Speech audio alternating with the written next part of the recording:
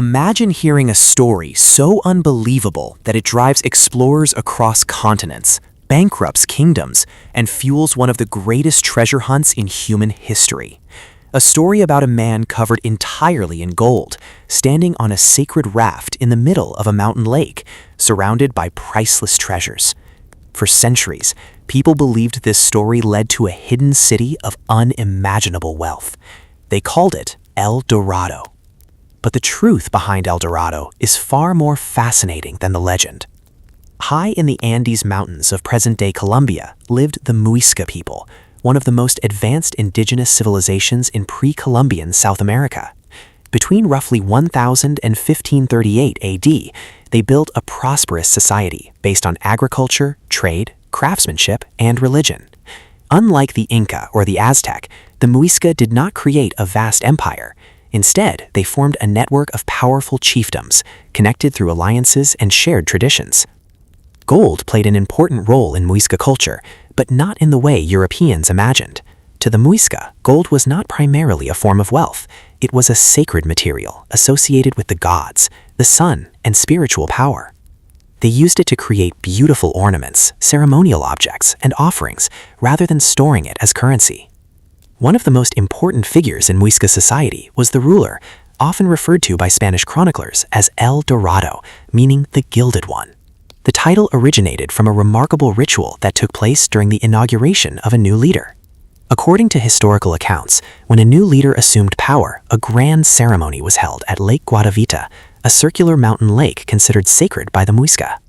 Before dawn, the future leader would remove his clothing and cover his body with a sticky substance. Gold dust was then applied over his skin until he appeared to shine like a living statue made entirely of gold. As the sun rose over the mountains, the golden ruler would board a ceremonial raft accompanied by priests, nobles, and attendants carrying valuable offerings. The raft would slowly move toward the center of the lake, while crowds gathered along the shoreline to witness the sacred event. The atmosphere must have been extraordinary. The morning mist hovered over the water, drums echoed across the mountains, priests chanted prayers to the gods, and in the center of it all stood a man whose entire body glittered in the sunlight. When the raft reached the middle of the lake, offerings of gold, emeralds, and precious objects were cast into the water as gifts to the gods. The ruler then entered the lake, symbolically washing away the gold from his body and demonstrating his connection to divine powers. This ritual was not a sacrifice in which the ruler intentionally died. Historical evidence suggests that the ceremony represented spiritual purification and the transfer of authority rather than self-destruction. However, when Spanish explorers later heard fragmented accounts of the event, misunderstandings and exaggerations transformed the story into something much larger. As Spanish conquistadors expanded into South America during the 16th century, they became obsessed with tales of gold. Stories spread from village to village, each version becoming more fantastic than the last. The image of a ruler covered in gold gradually evolved into rumors of an entire kingdom made of gold. Then it became a city, then a lost civilization, then a treasure beyond imagination. The legend of El Dorado was born. For generations, explorers risked everything searching for it. Expeditions marched through dense jungles, crossed dangerous rivers, and ventured into unmapped mountains. Many never returned. Some died from disease. Others succumbed to starvation, exhaustion, or attacks. Yet the promise of limitless wealth continued to attract adventurers from Europe.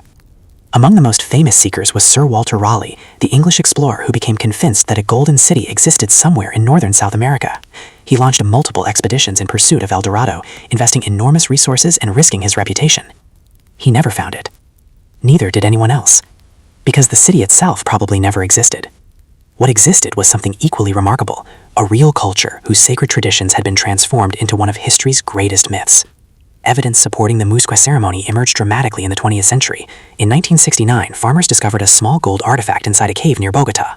Known today as the Muisca raft, the object depicts a ruler standing on a raft surrounded by attendants.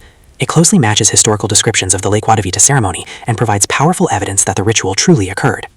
Today, the artifact is considered one of Colombia's greatest archaeological treasures.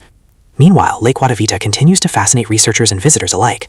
Over the centuries, numerous attempts were made to drain the lake in search of treasure.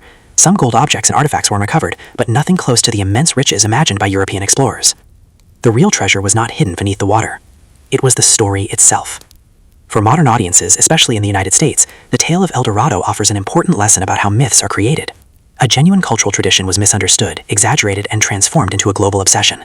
What began as a sacred ceremony became one of the most enduring legends ever told. The story also reminds us that history is often more complex than popular myths.